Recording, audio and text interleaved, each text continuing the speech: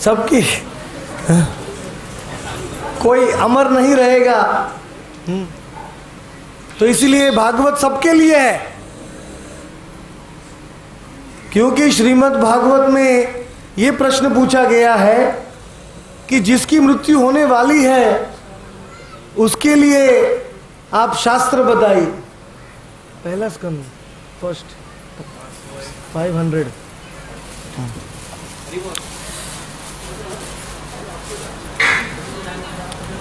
तीसरा प्रश्न पूछा कि भगवान कृष्ण अपने गोलोक धाम में चले गए तो संसार के बद्ध जीवों के लिए कौन सा शास्त्र छोड़ गए हैं जो कृष्ण से अभिन्न है। श्रीमद् भागवत सुनने से और कृष्ण का दर्शन करने से एकमात्र फल मिलता है, सेम फल मिलता है, क्योंकि भागवत कृष्ण से अभिन्न है। चौथा प्रश्न पूछा कि हे भगवान ने अपनी लीला रस का आस्वादन कराने के लिए कौन सी कथा छोड़ दिया है। भगवान अपनी लीलाओं को संसार में प्रदर्शित करते हैं, लेकिन वो लीलाएं लुप्त हो जाती हैं। जब तक शास्त्र नहीं लिखा जाता है तब तक वो लीलाओं का श्रवण कौन कर सकता है। इसलिए आप देख सकते हैं, उसको जरा शार्प करो ना, शार्प जूम में, शार्प नहीं। नैमिषारण्य के ऋषिगण, हाँ बस ठीक, सूत गोस्वामी को प्रश्न पूछ रहे हैं, ये संसार की सबसे बड़ी भलाई हम कैसे यहाँ बैठ के कर सकते हैं, ये आप बताइए। कलयुग के जीवों का असली धर्म क्या है, ये आप बताइए। श्रवण और कीर्तन को कलयुग में कैसे जागरूक करना है, ये आप बताइए। भगवान के कौन कौन से अवतार हैं, उनके बारे में आप बताइए। भक्ति योग क्या है, उसके बारे में बताइए। तो ये जो 6 प्रश्न हैं, ये सूत गोस्वामी को पूछा गया, सौनक ऋषि ने, और सूत गोस्वामी ने इसका उत्तर दिया है।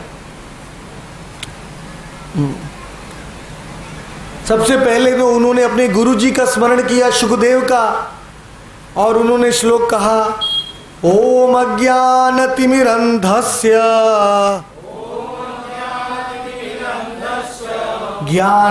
ज्ञानाञ्जनशलाकया चक्षुरुन्मीलितं येन तस्मै श्री गुरवे नमः। मूकं करोति वाचालं पंगुं लंघयते गिरिं यत्कृपातमहं वन्दे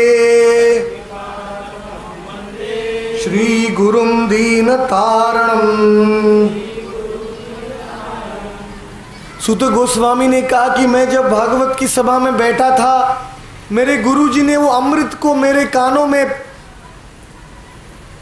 डाल दिया। जैसे ग्लास में हम पानी भरते हैं, वैसे मेरे गुरुजी ने मेरे कान में अमृत को भर दिया और मेरे हृदय की आंखें खोल दिया। चक्षुर उन्मीलितम येन। गुरु हमारी आंखें कैसे खोलते हैं? शब्द ब्रह्म के द्वारा। इसलिए गुरु से श्रवण करना चाहिए, तो हमारे अंदर की आंखें खुल जाती है। इसलिए वेदों में कहा है कैसा गुरु स्वीकार करना चाहिए। शाब्दे परे च निष्णातम ब्राह्मण्य उपशमाश्रयम। जो आध्यात्मिक ध्वनि में एक्सपर्ट है वैसा गुरु स्वीकार करना चाहिए। मतलब जिसके मुख से गोलोक की ध्वनि निकलती है, वैकुंठ नाम ग्रहणम। क्योंकि ऐसे उपदेश से, ऐसी ध्वनि से वो शिष्य की आंखों को, आत्मा की आंखों को खोल सकता है, अंधकार को दूर कर सकता है। केवल वो हमारे काम में जाने से ये लाभ होता है। सो सूत गोस्वामी के हृदय में भी संपूर्ण लीला प्रकट हो गई उनके गुरु की कृपा से। सुखदेव जैसे संजय के हृदय में वेद व्यास की कृपा से पूरा महाभारत का युद्ध प्रकट हो गया था। संजय धृतराष्ट्र के पास में बैठा था, लेकिन वो वेद व्यास जी कुरुक्षेत्र के रण में बैठे थे, वो वहां के युद्ध देख रहे थे। लेकिन संजय अपने गुरु का चिंतन कर रहा था और गुरुजी भगवान को देख रहे थे, इसलिए संजय के हृदय में भी पूरा कुरुक्षेत्र का युद्ध प्रकट हो गया अपने आप। तो इस प्रकार से सूत गोस्वामी बहुत प्रसन्न हुए और सूत गोस्वामी ने कहा, मैं भगवान के कई कई अवतारों के बारे में वर्णन करूंगा। भागवत में ये 3 भगवान कृष्ण के गुण अवतार हैं, ब्रह्मा, विष्णु और महेश। भगवान के 14 मनवंतर अवतार हैं। अभी वैवस्वत मनवंतर चल रहा है। सबसे पहले स्वयंभू, सब ब्रह्मा के पुत्र हैं, 14 मनु। भगवान के लीला अवतार हैं, रामचंद्र भगवान, नरसिंह भगवान, ये सब लीला अवतार हैं भगवान कृष्ण के। भगवान के 3 पुरुष अवतार हैं। कौन से 3 पुरुष अवतार हैं? कारण दक्षाई विष्णु, शिरोदक्षाई, गर्भोदक्षाई विष्णु और शिरोदक्षाई विष्णु। और भगवान के शक्त्यावेश अवतार। ये सब बहुत ध्यान से सुनिए, मैं आपको पूछूंगा भागवत कथा के अंत में भगवान के कितने कितने अवतार सूत गोस्वामी ने बताया। भगवान के शक्त्यावेश अवतार में पृथु महाराज, परशुराम, कल्कि अवतार, बुद्ध अवतार, ये सब भगवान के शक्त्यावेश अवतार। तो इन सब अवतारों के बारे में मैं वर्णन करूंगा।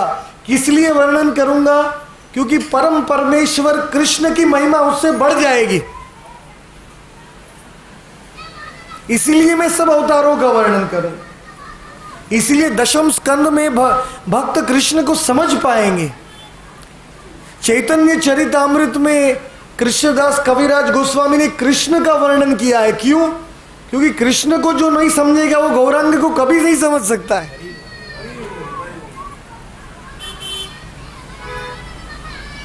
वृंदात विषय तस्य भक्ति शत जन्मनी। जय जन शत जन्मते राधा कृष्ण की उपासना करते हैं, उनके मुख से गौरांग निकलता है। गौरांग आपके मुंह से नहीं निकल रहा है, मतलब 100 जन्मों तक आपने भक्ति नहीं की है। किया है, दिखा दीजिए जोर से बोल के। गौरांग गौरांग। नहीं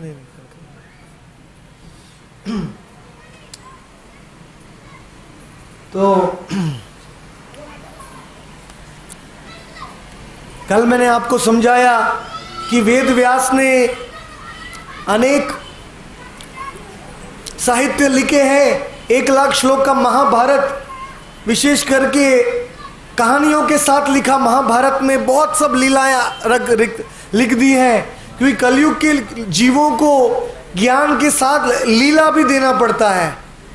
जैसे टैबलेट होता है ना, कैप्सूल, उसके अंदर कड़वी दवा होती है, लेकिन ऊपर क्या होता है? मीठा मीठा कवर होता है। वैसे कलयुग में भगवान की लीला के साथ ही ज्ञान देना पड़ता है, नहीं तो कलयुग के जीवों को समझना नहीं है। इसलिए महाभारत लिखा वेद व्यास ने। लेकिन वेद व्यास महाभारत लिखने के बाद संतुष्ट नहीं हुए, क्योंकि महाभारत में केवल एक ही खंड में कृष्ण का वर्णन किया था, बाकी सब महाभारत में युद्ध है, अपहरण है, ये राक्षस दुर्योधन है, ये सब का वर्णन किया था। कृष्ण का वर्णन इतना नहीं कर पाए, इसलिए उनका आत्मा संतुष्ट नहीं हुआ। तो नारद जी अपने गुरु, उनके शिष्य, जब भी शिष्य दुविधा में होता है तो कौन आता है? गुरु जी आते हैं। अपने शिष्य की दुविधा दूर करने के लिए नारद जी वहाँ पधारे हैं। और नारद जी ने कहा, हे वेद व्यास, तुमने ऋग्वेद पहिल मुनि को दे दिया, सामवेद जैमिनी को दे दिया, यजुर्वेद वैशंपायन को दे दिया, अथर्ववेद अंगीर को दे दिया, पुराण रोमहर्षण सूत गोस्वामी के पिताजी को दे दिया। तुमने सब प्रकार के ज्ञानों का विभाजन किया, सब प्रकार के वेद लिखे, लेकिन इस सब का क्या फायदा है? तुमने कृष्ण का तो वर्णन ही नहीं किया है। अप्राणस्य देहस्य मंडनम लोकरंजनम।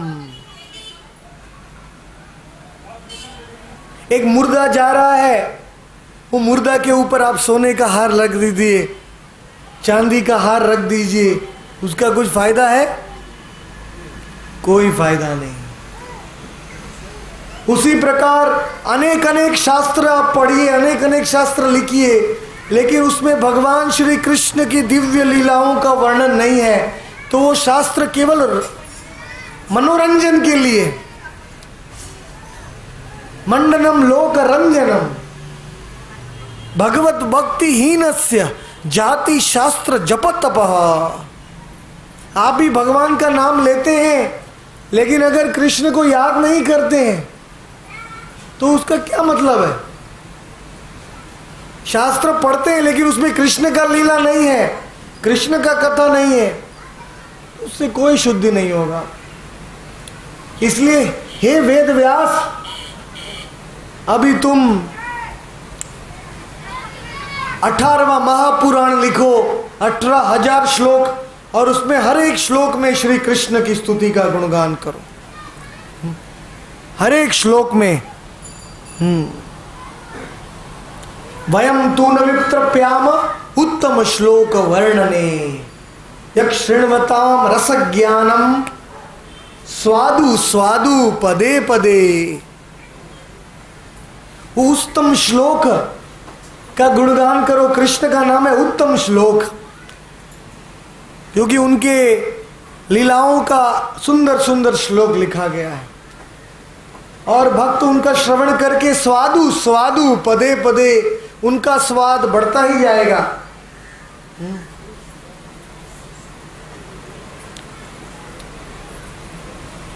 ऐसे भागवत की रचना करो जिससे परमहंस संहिता इसका नाम होगा, और कोई भी व्यक्ति इसका श्रवण करेगा वो धन्य बन जाएगा। तो नारद जी ने इस प्रकार से अपने शिष्य को उपदेश दिया, और नारद जी ने कहा, वदन्ति तत्तत्त्वविदस्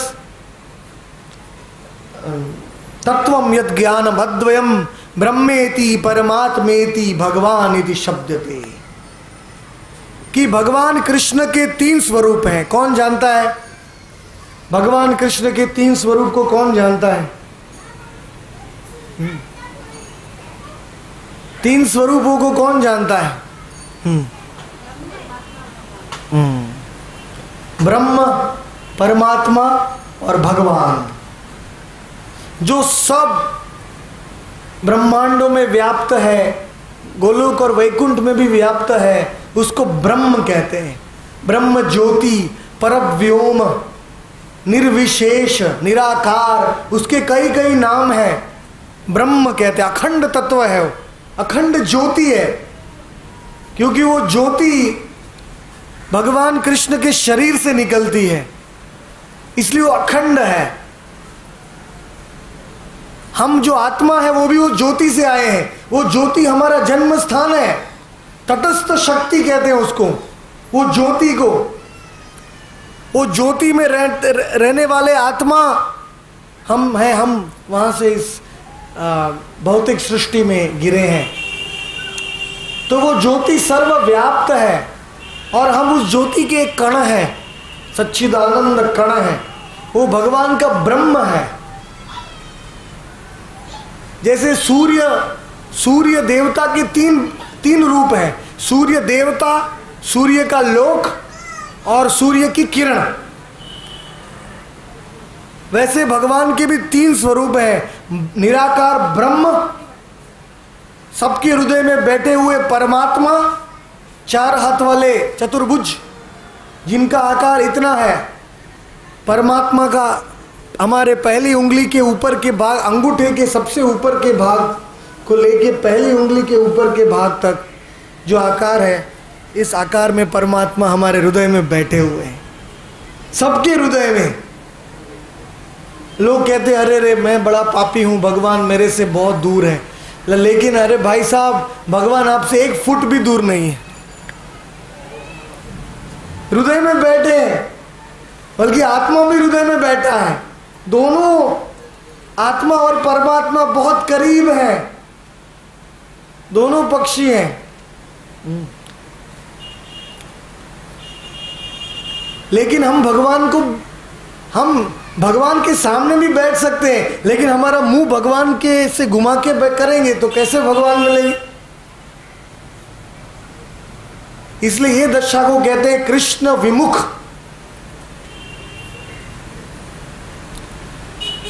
अनादि काल है कृष्ण बहिर्मुख, जीव कृष्ण बहिर्मुख। अतएव माया तारो दे संसार दुख। क्योंकि अनादि काले जीव कृष्ण बहिर्मुख, कृष्ण से हम मुंह फिरा के बैठे हैं, इसलिए माया हमें दुख दे रही है। लाइट से मुंह फिराएंगे तो क्या दिखेगा? परछाया दिखेगा। तो माया है वो कृष्ण का परछाया है। छायेव यस्य भुवनानि बिभर्ति दुर्गा, परछाया है।